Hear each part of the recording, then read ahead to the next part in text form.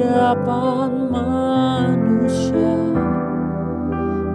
bagai domba tak berdaya.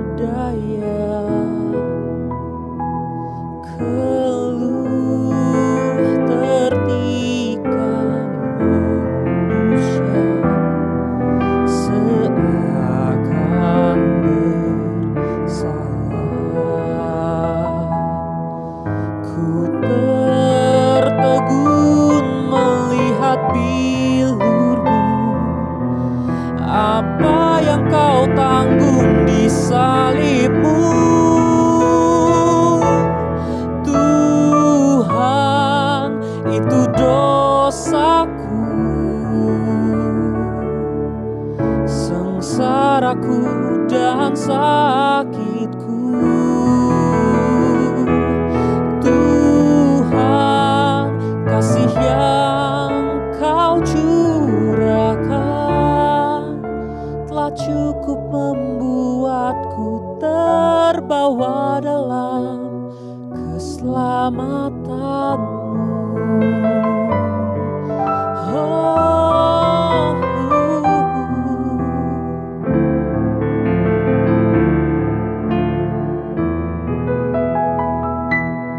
Keluh tertikam manusia, seakan bersalah.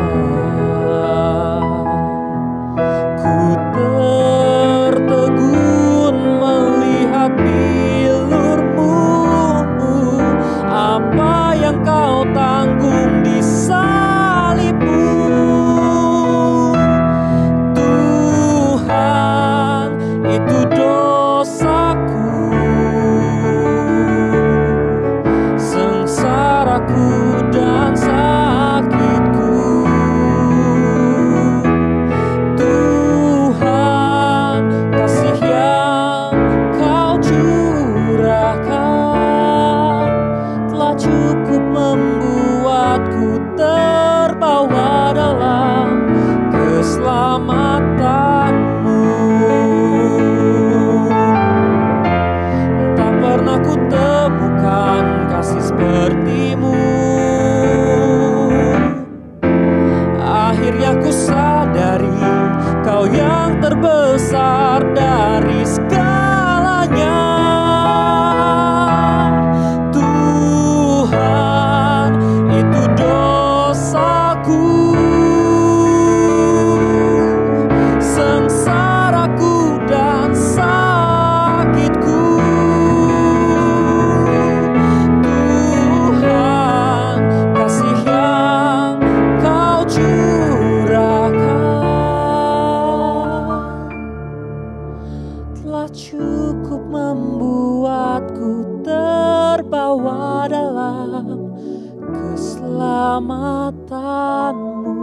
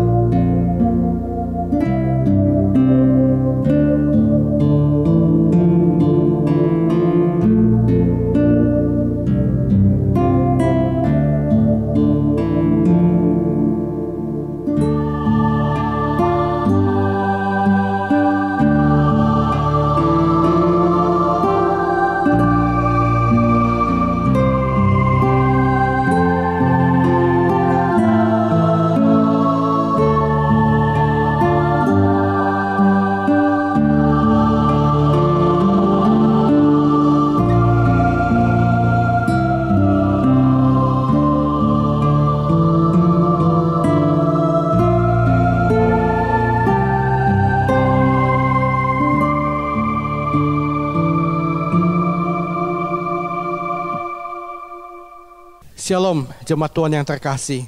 Di dalam kita mempersiapkan hati kita memasuki Jumat Agung dan Paskah tahun ini, kita akan bersama-sama mengikuti rangkaian kebaktian Minggu Sengsara selama 1 minggu ini, yang akan membawa kita lebih dalam lagi merefleksikan kasih Tuhan kepada kita.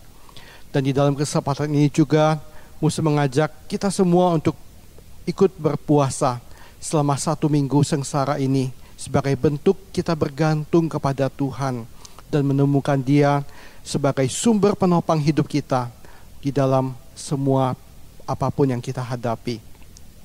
Ada beberapa hal yang dapat kita lakukan untuk ikuti kebaktian ini. Yang pertama, silakan ambil posisi duduk yang paling nyaman. Yang kedua, hindari keramaian jika memungkinkan supaya kita bisa fokus dalam kebaktian. Yang ketiga, sediakan Alkitab kita masing-masing.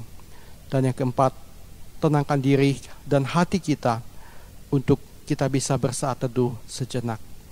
Selamat mempersiapkan diri dan mengikuti kebaktian ini. Tuhan memberkati.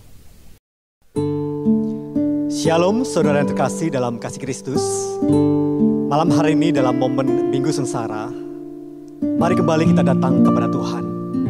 Kita memuji kebesaran-Nya, kita tinggikan Dia, Allah di atas segala Allah, Raja di atas segala Raja.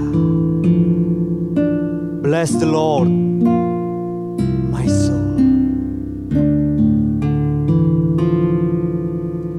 Bless the Lord, my soul, and bless His holy name. Bless the Lord, my soul, who leads me into life. Bless the Lord, my soul, and bless His holy name. Bless the Lord, my soul, who leads me into life.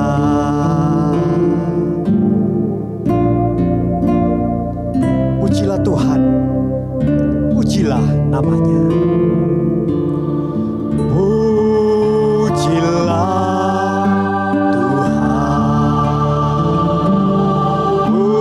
pujilah namanya. Pujilah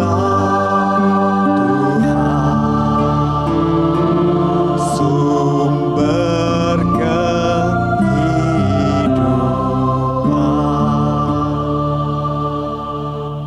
Mari malam hari ini kita mau datang kepada Tuhan, dan kita mau membawa doa-doa kita di hadapan-Nya. Yang pertama, kita berdoa untuk perdamaian di dunia. Secara khusus malam hari ini kita berdoa untuk negara Myanmar. Mari kita berdoa untuk segala upaya yang dikerjakan, baik itu oleh Dewan Keamanan PBB maupun setiap lobby-lobby yang dilakukan, bahkan juga untuk negara-negara di ASEAN, agar sungguh-sungguh tercipta satu perdamaian di tengah-tengah negeri ini. Mari kita datang pada Tuhan dan kita berdoa. Bapa dalam surga, malam hari kami datang kepadamu Tuhan. Kami percaya Engkau Allah pemilik dunia ini, dan kami percaya Engkau Allah juga yang menyatakan segala kemurahan-Mu Tuhan, karena Engkau bekerja bagi setiap bangsa-bangsa, setiap negara-negara, setiap pemimpin-pemimpin bangsa. Dan saat ini kami datang kepadamu Tuhan, menyerahkan Myanmar ke dalam tangan pimpinan Tuhan. Kau tahu apa yang terjadi Tuhan, kudeta yang telah terjadi, setiap permasalahan-permasalahan yang menimbulkan kekacauan di tengah-tengah negeri ini. Kami datang kepadamu Tuhan malam hari ini, kami bersatu, kami berdoa, kiranya Kau Tuhan menyatakan belas kasihan-Mu Tuhan buat negeri Myanmar, agar sungguh-sungguh tercipta kedamaian, agar sungguh-sungguh tercipta satu kondisi bangsa yang lebih kondusif lagi. Kami berdoa untuk PBB yang mengupayakan setiap upaya-upaya rekonsiliasi. Kami berdoa untuk negara-negara di ASEAN yang juga mengusahakan itu Tuhan. Kami percaya juga Tuhan sendiri yang memakainya menjadi alat di tangan Tuhan, menyatakan perdamaian itu di tengah-tengah negeri ini. Bahkan kami juga berdoa untuk setiap bangsa-bangsa yang saat ini juga mereka bergumul di tengah-tengah segala permasalahan-permasalahan. Kami percaya juga Tuhan sendiri yang menyatakan segala kemurahan-Mu Tuhan. Engkau lawat dan Kau bekerja di tengah-tengah bangsa-bangsa itu. Di dalam nama Tuhan Yesus Kristus kami berdoa dan kami mengucap syukur. Amin. Yang kedua saudara, mari kita juga berdoa dan kita menyerahkan setiap rekan-rekan kita atau mungkin juga anggota keluarga kita, kolega-kolega kita yang saat ini mereka mungkin saat ini belum sembuh karena mereka menderita COVID-19. Mari kita datang kepada Tuhan. Kita memohon kekuatan daripada Tuhan. Kita memohon pemulihan dan kesembuhan Tuhan kerjakan bagi setiap mereka. Dan terkhusus juga berdoa untuk vaksinasi yang dikerjakan sampai sejauh ini di tengah-tengah bangsa kita. Kita percaya Tuhan yang memimpin pemerintah bangsa kita untuk mengatur segala vaksinasi yang ada ini Tuhan. Agar sungguh-sungguh ke depannya Tuhan menyatakan pemulihan di tengah-tengah bangsa Indonesia. Mari kita berdoa, kita bersatu dalam doa. Bapa dalam surga, malam hari kami juga datang kepada-Mu Tuhan. Saat ini kami mau menyerahkan setiap sahabat-sahabat kami, setiap anggota keluarga kami Tuhan, kolega-kolega kami Tuhan, yang saat ini mungkin mereka mengalami virus COVID-19 ini. Dan di tengah-tengah segala rasa sakit yang mereka hadapi, kami percaya Tuhan memberikan kekuatan. Dan kami percaya Tuhan nyatakan pemulihan dan kesembuhan dari virus ini. Kami mohon Tuhan sendiri memberikan pimpinan-Mu juga Tuhan. Kami menyerahkan bangsa kami Indonesia yang saat ini mengupayakan setiap vaksinasi yang Tuhan kerjakan itu. Bila sungguh-sungguh Tuhan yang beracara, Tuhan tolong sehingga melalui vaksinasi akan COVID-19 ini menjadi sarana yang Tuhan pakai bagi pemulihan di tengah-tengah bangsa kami, bagi pemulihan di tengah-tengah dunia ini Tuhan. Tolonglah pemerintah bangsa kami dalam segala pendistribusian akan vaksin yang ada di Tuhan. Tuhan yang bekerja, Tuhan yang menopang dan menolongnya. Terpujilah nama-Mu Tuhan. Demi Kristus Tuhan yang hidup, kami berdoa dan kami mau berserah. Amin. Mari kita datang kembali pada Tuhan. Kita katakan sekali lagi, bless the Lord, my soul.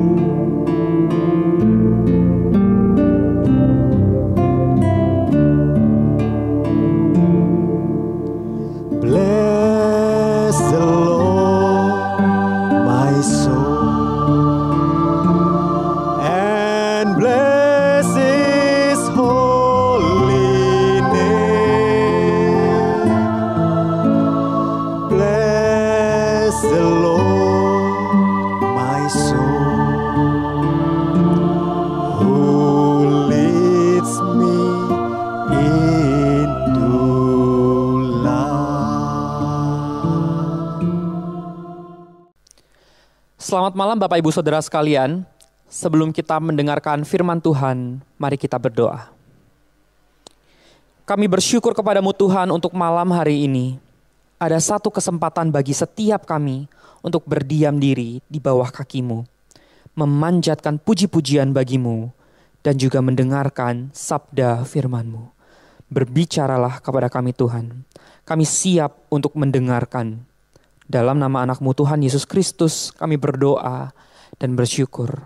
Amin. Saudara sekalian, hari ini kita akan merenungkan firman Tuhan dari Injil Yohanes. Berbeda dengan Injil sinoptik lainnya, yaitu Matius, Markus, dan Lukas, yang banyak sekali mencatat perumpamaan dari pengajaran Yesus.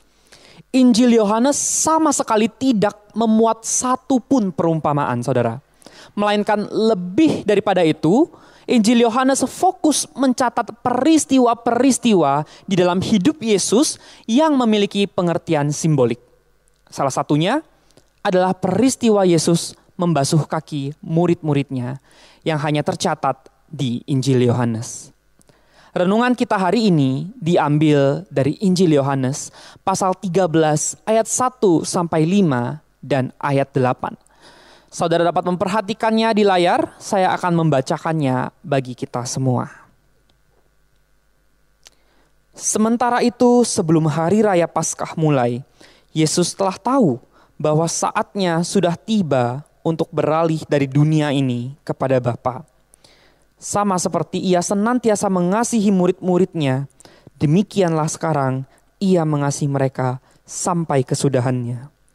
Mereka sedang makan bersama dan iblis telah membisikkan rencana dalam hati Yudas Iskariot, anak Simon, untuk mengkhianati dia. Yesus tahu bahwa Bapanya telah menyerahkan segala sesuatu kepadanya dan bahwa ia datang dari Allah dan kembali kepada Allah. Lalu bangunlah Yesus dan menanggalkan jubahnya. Ia mengambil sehelai kain lenan dan mengikatnya pada pinggangnya. Kemudian ia menuangkan air ke dalam sebuah basi dan mulai membasuh kaki murid-muridnya, lalu menyekanya dengan kain yang terikat pada pinggangnya itu. Ayat 8b, jawab Yesus, "Jikalau aku tidak membasuh engkau, engkau tidak mendapat bagian di dalam aku." Sedemikian jauh pembacaan firman Tuhan kita hari ini.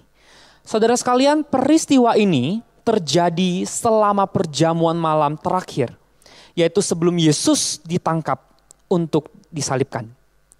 Dan dari awal kita membaca teks ini, saudara, kita diajak untuk merasakan kedalaman cinta dan kasih Yesus kepada murid-muridnya. Dan saya percaya, saudara, murid-murid pada waktu itu juga merasakan hal yang sama. Ketika Yesus membasuh dan menyeka kaki mereka satu persatu, disitulah mereka merasakan betapa dalamnya cinta Yesus. Mereka melihat bukti kasih dan cinta dari seorang guru yang sudah hidup selama beberapa tahun dengan mereka. Sehingga pembasuhan kaki ini, saudara, merupakan sebuah demonstrasi kasih atau sebuah pembuktian cinta yang terdalam dari Yesus kepada murid-muridnya. Saudara sekalian, seperti apa yang saya katakan di awal tadi, bahwa Yohanes lebih fokus mencatat berbagai peristiwa simbolik dalam kehidupan Yesus, maka pembasuhan kaki ini bukan hanya sebatas pembuktian cinta semata. Tetapi Yesus hendak mengajarkan tentang kasih yang sempurna kepada murid-muridnya. Dan juga kepada kita hari ini. Oleh karena itu, saudara, renungan kita hari ini saya beri tema kasih yang sempurna di balik pembasuhan kaki. Ada dua gambaran kasih yang Yesus tunjukkan kepada kita lewat teks hari ini. Yang pertama, saudara, adalah kasih Allah yang tulus. Ketika kita membaca teks ini, saudara, saya begitu terpesona akan kasih Yesus yang ia buktikan lewat pembasuhan kaki.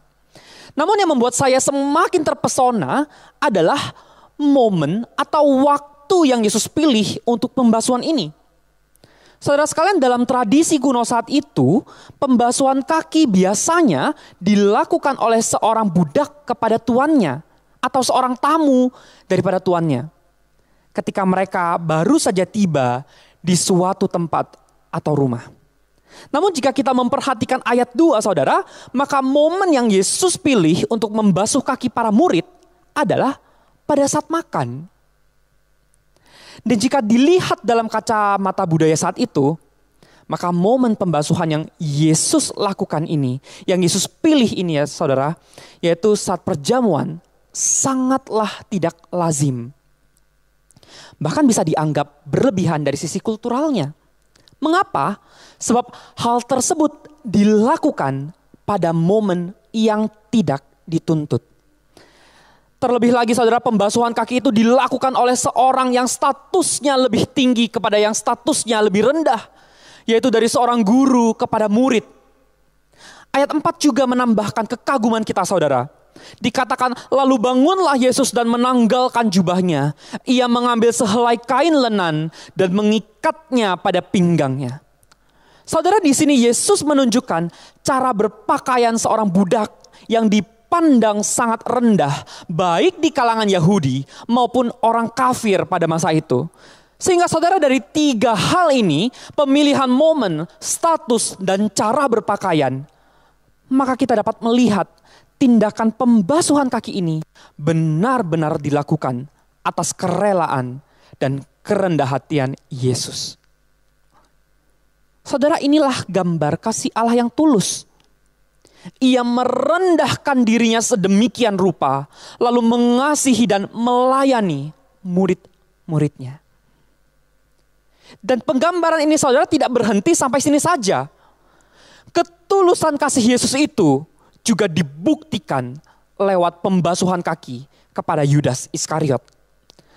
Hal ini menjadi menarik sekali saudara, sebab jika kita perhatikan ayat 2 sampai 3 dan juga ayat 11, maka digambarkan di sana bahwa Yesus tahu persis bahwa akan ada pengkhianatan yang dilakukan oleh muridnya sendiri, yaitu Yudas Iskariot. Dikatakan di ayat 11, sebab Yesus tahu siapa yang akan menyerahkan dia. Walaupun demikian saudara, Yesus tetap menunjukkan kasihnya kepada Yudas.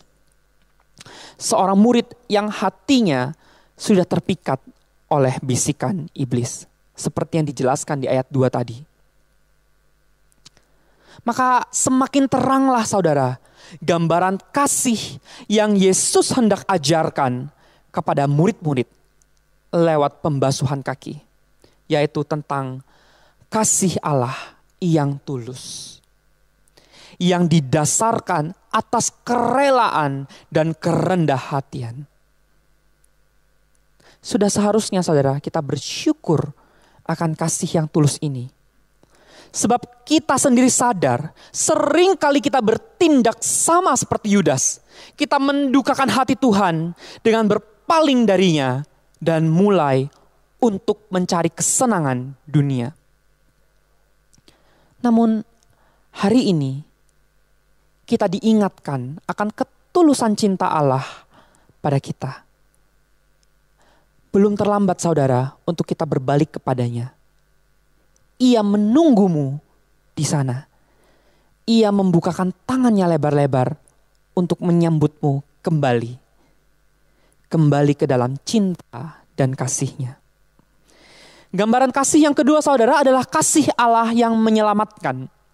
Ketika kita membaca teks ini saudara, maka bukan hanya nuansa kasih yang mendalam saja yang kita rasakan, namun nuansa akan penebusan Kristus juga kita dapatkan di sini.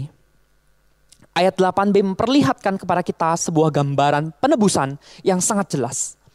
Di sana Yesus mengatakan, "Jikalau aku tidak membasuh engkau, engkau tidak mendapat bagian dalam aku."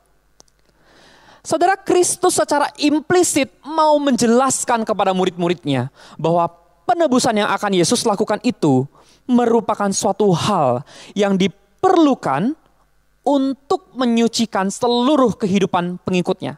Agar apa? Agar mereka mendapat bagian di dalam kerajaan sorga bersama dengan Dia. Dengan kata lain saudara, penebusan dilakukan agar manusia memperoleh keselamatan daripada Allah. Saudara, sama seperti air yang dipakai untuk membasuh kaki para murid, guna membersihkan kaki mereka, maka kematian Kristus dilakukan untuk membasuh dosa kita, engkau dan saya. Kematian Kristus juga saudara memperlihatkan kepada kita akan kasih-Nya yang begitu dalam, yang begitu agung dan begitu sempurna bagi setiap kita. Mengapa? Sebab kasih-Nya itu menyelamatkan. Inilah makna simbolik di balik peristiwa pembasuhan kaki itu. Bahwa ada kasih yang tulus dari Allah. Dan kasih-Nya itu menyelamatkan. Menyelamatkan engkau dan saya. Biarlah kita boleh senantiasa mengingat kasih Allah yang sempurna dan menyelamatkan kita ini saudara. Mari di momen hari ini kita ambil waktu untuk berdiam diri dan merenungkan akan kebesaran kasih-Nya bagi setiap kita. Tutup matamu saudara, kita ambil waktu berdiam sejenak.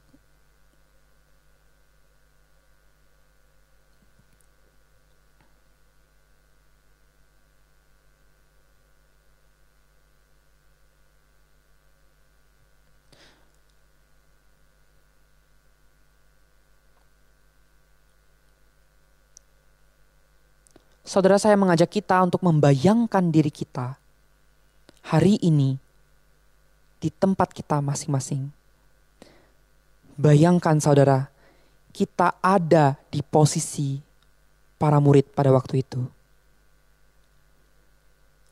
Yesus hadir di sana. Ia berada tepat di hadapanmu. Ia membungkukkan badannya. Ia mulai mengambil air, lalu menuangkannya ke kakimu yang kotor. Lalu ia membersihkannya satu demi satu. Kemudian ia menyekanya dengan kain, agar kakimu kering dan bersih.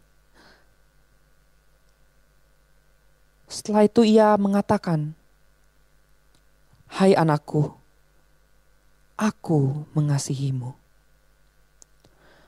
Aku mencintaimu sampai kesudahanku. Seberapa kotor pun engkau, aku tetap mengasihimu dan menerimamu dengan tangan yang terbuka. Datanglah kepadaku.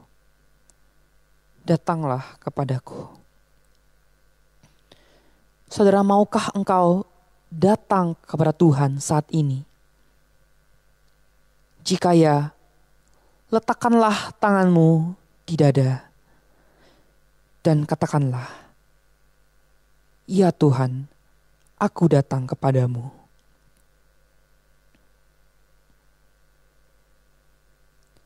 Saat ini saudara, akuilah seluruh dosa-dosamu kepadanya.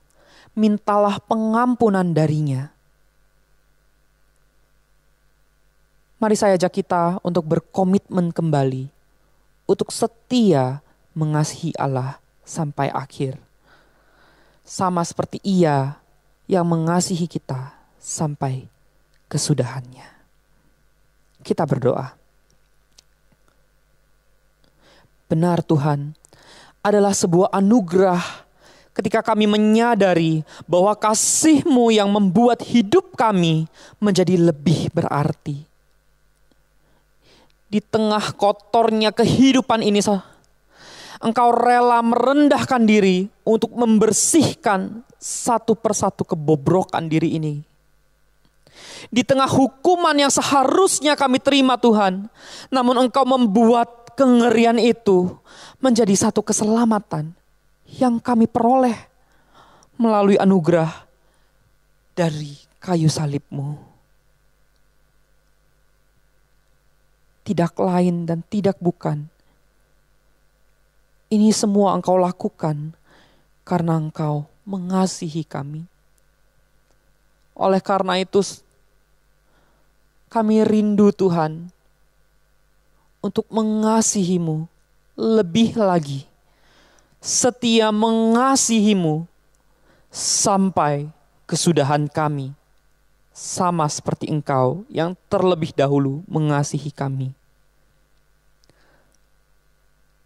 Tuhan, berkatilah perenungan firman-Mu agar memberikan penghiburan dan kekuatan dan juga meneguhkan iman setiap kami.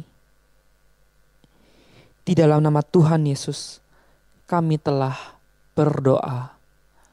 Amin. Tuhan, itu dosaku.